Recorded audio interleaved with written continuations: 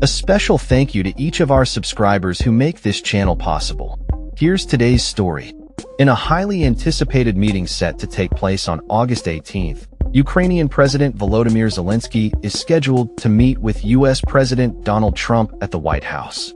This meeting comes at a critical juncture in the ongoing conflict between Ukraine and Russia, which has seen escalating tensions and significant geopolitical implications since 2014. The stakes are high as President Trump will also be joined by key European leaders, including French President Emmanuel Macron, UK Labour leader Keir Starmer, and European Commission President Ursula von der Leyen. As the world watches closely, the agenda is expected to focus on the ongoing war in Ukraine, particularly in light of Trump's controversial stance on NATO and Crimea. President Trump has previously ruled out Ukrainian membership in NATO and has suggested that Ukraine should acknowledge Russia's claims over Crimea, which was annexed by Russia in 2014. This stance has raised eyebrows and concerns among Ukrainian officials and allies, who view Crimea as an integral part of Ukraine's sovereignty. In a recent statement on his Truth Social platform, Trump remarked, "President Zelensky of Ukraine can end the war with Russia almost immediately, if he wants to, or he can continue to fight. No getting back Obama given Crimea, and no going into NATO by Ukraine. Some things never change." This statement underscores the complexity of the discussions that will take place during the meeting. Zelensky, on his part, has expressed gratitude for the invitation to the White House and emphasized the need for a lasting peace. In a post on X, he stated, "We all share a strong desire to end this war quickly and reliably.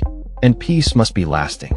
Not like it was years ago, when Ukraine was forced to give up Crimea and part of our east, part of Donbass, and Putin simply used it as a springboard for a new attack.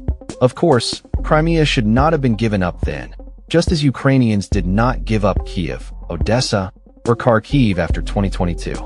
This meeting follows a previous encounter between Trump and Russian President Vladimir Putin that took place in Alaska just days prior, on August 15th. Reports indicate that the discussions lasted nearly 3 hours, but ultimately concluded without a peace deal. Putin's demands for Ukraine to surrender the eastern Donetsk and Luhansk provinces as a condition for ending the war have only added to the mounting pressure faced by Zelensky and his administration.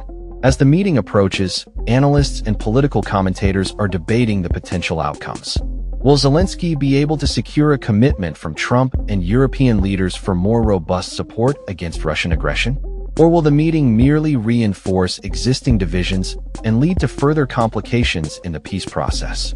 The implications of this meeting extend beyond the immediate conflict. It also reflects the broader geopolitical landscape in Europe and the West's response to Russian expansionism.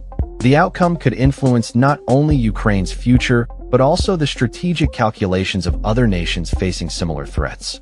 As we await the results of this pivotal meeting, one thing is certain. The world will be watching closely, hoping for a breakthrough that could bring an end to the suffering endured by the Ukrainian people. The stakes are high, and the pressure is on both leaders to deliver results that can lead to a sustainable peace in the region. That's all for this story. We upload videos every day covering many different subjects, so hit that subscribe button to stay informed. Thanks for watching.